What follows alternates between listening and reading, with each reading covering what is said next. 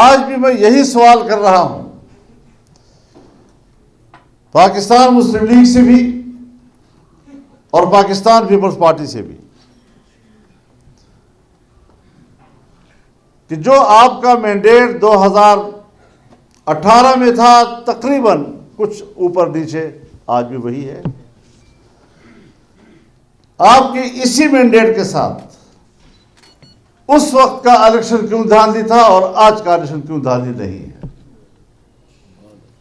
اور یہی سوال میں تحریک انصاف سے بھی کرتا ہوں کہ آپ کا بھی تقریباً وہی مینڈیٹ ہے کچھ اوپر نیچے. اس وقت دھاندلی کیوں نہیں تھی اور آج دھاندلی کیوں ہے؟ جمعیت علماء اپنے اصول پہ کھڑی ہے. اس وقت بھی دھاندلی ہوئی تھی، آج بھی دھاندلی ہے، اس سے بدتر دھاندلی ہے. نہ اس وقت تسلیم کیا تھا نہ آج تسلیم کرنے کو تیار. مولانا فضل الرحمان قدم بڑھو ہم تمہارے ساتھ ہیں. مولانا فضل الرحمان قدم بڑھو ہم تمہارے ساتھ ہیں. مولانا فضل الرحمان قدم بڑھو ہم تمہارے ساتھ ہیں. ذاتی دشمنی کوئی نہیں ہوتی، اصول کا معاملہ ہوتا ہے. اور ہم اختلاف کے باوجود سیاسی رہنماؤں کا احترام کرتے ہیں. اگر معاشرے میں 5 آدمی کسی کی عزت کرتے ہوں تو میرا اور آپ کا بھی فرض ہوتا ہے کہ اس کو عزت کے ساتھ ملیں، اس کو عزت کے ساتھ سلام کریں. توہین آمیز رویے جو ہمارے معاشرے میں گھس آئے ہیں، اس نے معاشرے کو، اس کے ڈھانچے کو بٹھا دیا ہے. بڑے چھوٹے کا فرق ختم ہو گیا ہے. اب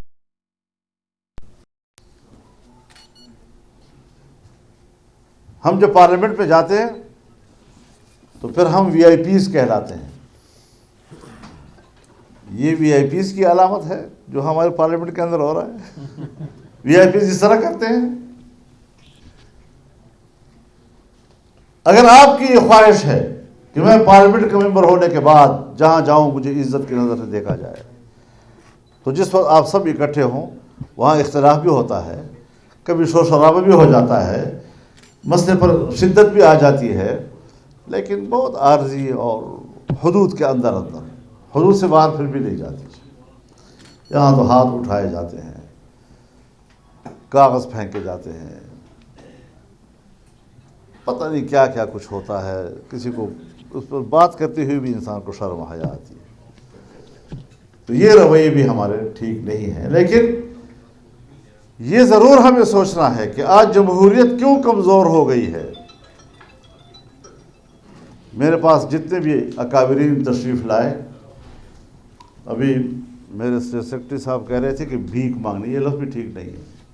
میرے پاس آئے ہیں احترام، باعزت لوگ، کوئی بھیک نہیں مانگا کرتا. سیاسی مسائل ہیں، لوگ ملتے ہیں ایک دوسرے کو، اپنی بات پر آمادہ کرتے ہیں، یہ ان کا حق ہے. ہم نے تو پی ٹی آئی کے ساتھ بڑی سخت جنگ لڑی ہے، انتہائی تلخیاں. اس کے باوجود جب وہ تشریف لائے ہم نے کہا ویلکم، ہم نے ان کو عزت دی. مولانا فضل الرحمان مولانا فضل الرحمان مولانا فضل الرحمان مولانا فضل الرحمان. اگر مجھے ذرا اپنی بات پوری کرنے دیجیے تو اچھا ہوگا. نعرے کم لگاؤ، کام زیادہ کرو.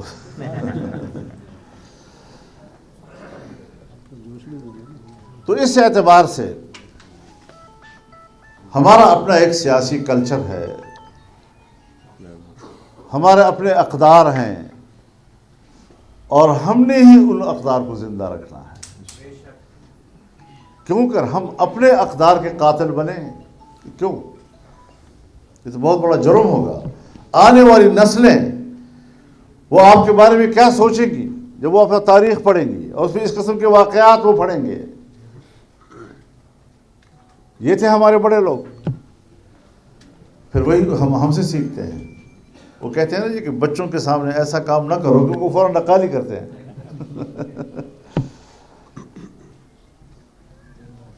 تو اس اعتبار سے یہ آئین ہے اور آئین کی بالادستی ہونی چاہیے.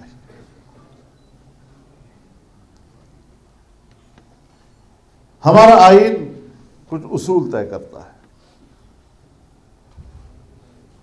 میرے نزدیک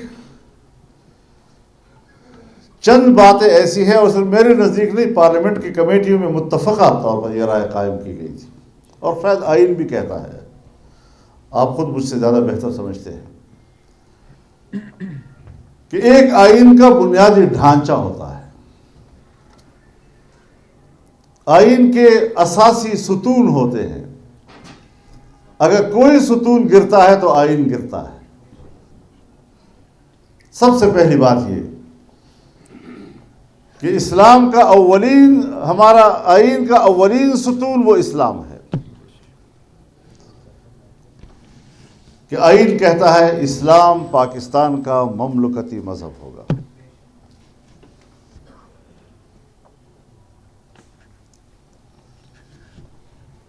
یعنی یہ ایک سیکولر اسٹیٹ نہیں ہے، یہ ایک مذہبی اسٹیٹ ہے، اور پھر اس کا مذہب اسلام ہے. یہ میں نہیں کہہ رہا ہوں، یہ آئین کہتا ہے. دوسری چیز کہ یہ ملک جمہوری ہے. جمہوریت اس کی دوسری اساس ہے.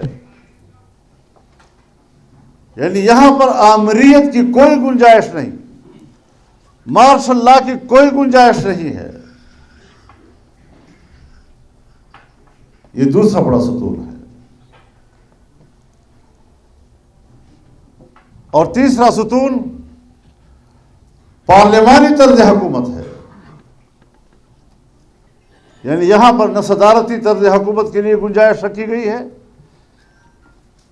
نہ مارشل لا کے لیے کوئی گنجائش ہے.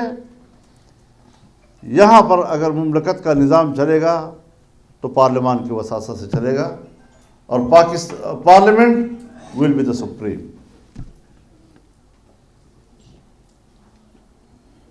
چوتھی چیز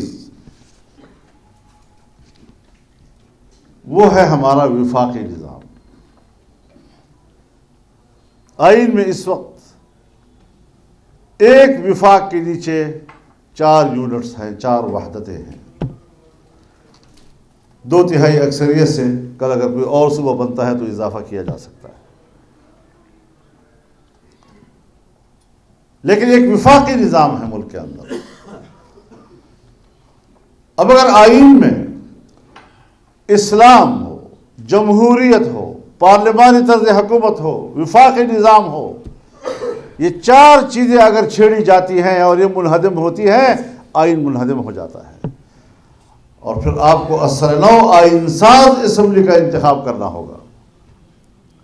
آپ بتائیں کہ کیا آپ کے ملک کے حالات اور آپ کی سوسائٹی آج اس بات کی اجازت دیتی ہے کہ ہم یہ رسک لے لیں کہ ہم دوبارہ نیا آئین بنائیں؟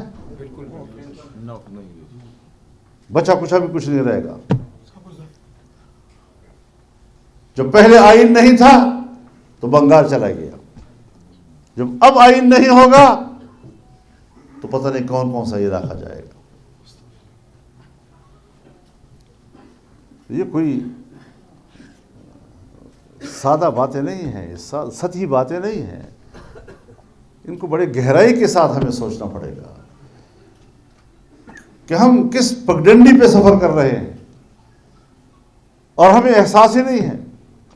پگڈنڈی کے اوپر اس طرح چل رہے ہیں جیسے کہ موٹر وے پہ جا رہا.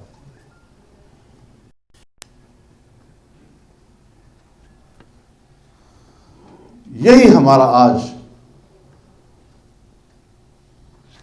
اختلاف رائے ہے کہ فیصلے عوام نے کرنے ہیں، یعنی انتخاب عوام نے کرنا ہے، یا ہماری اسٹیبلشمنٹ نے کرنا ہے.